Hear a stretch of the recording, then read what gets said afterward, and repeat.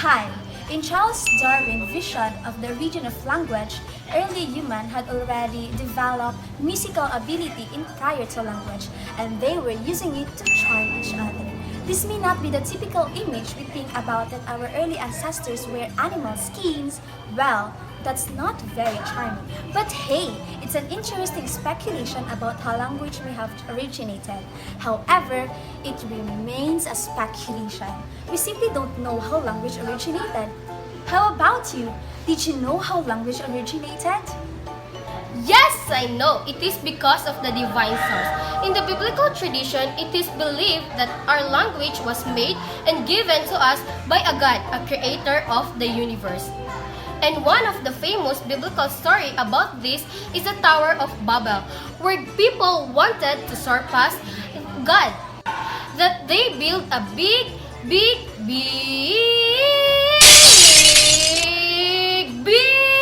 tower. God was furious and changed their language. Isn't it magical? Well, who care how magical it was? That's not true, folks. It is actually because of the natural source. The human auditory system is already functioning even before birth. That early processing capacity develops into an ability to identify sound in the environment, allowing humans to make a connection between a sound and the thing producing that sound. That's right, the vowel theory of Jesperson supports the idea that primitive words were derived from imitations of the natural sound that early men and women heard around them. Like when different objects flew by making cow-cow or cuckoo sounds, the early human tried to imitate that sound and use them to refer to those objects. Aha!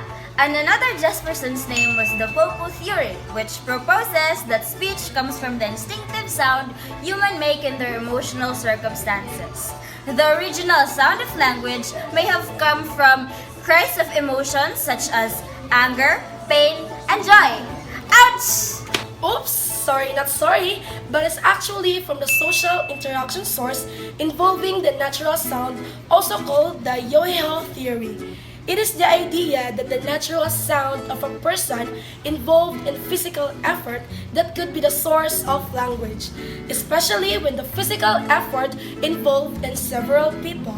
Nah, those are bluffs. Instead of looking at types of sounds as a source of human speech, we can look at the types of physical features humans possess, especially those that are distinct from other creatures, which may have been able to support speech production, like our teeth and our lips, which are essential in making sound. In addition, we also have our mouth and tongue. Compared to other primates, the human mouth is relatively small and can be opened and closed rapidly.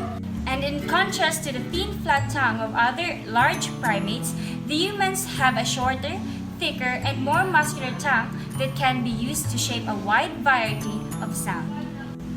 And of course, the best things we have as humans are our larynx and pharynx.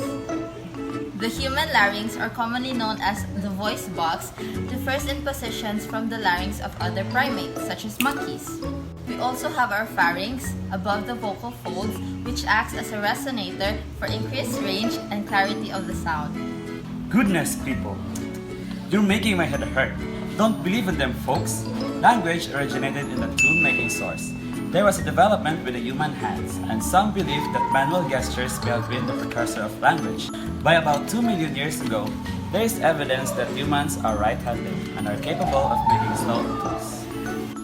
And of course, humans cannot develop these gestures without the work of the human brain. The human brain is not also a large relative part of the human body size. It is also lateralative and has specialized functions. These functions controls the motor movements in speaking and object manipulation. You guys are talking nonsense. Language originated in the genetic source, where almost all automatic sets of development and the complexity of human baby's language is something more powerful than small physical adaptation as the source of language. Everyone, let me introduce to you the most acceptable theory made by our father, Noam Chomsky, the innateness theory, which indicates that human offspring have the capacity for language. So believe me when I tell you that language is innate in us.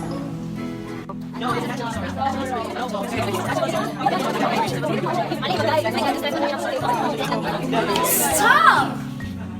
No one knows where language had originated.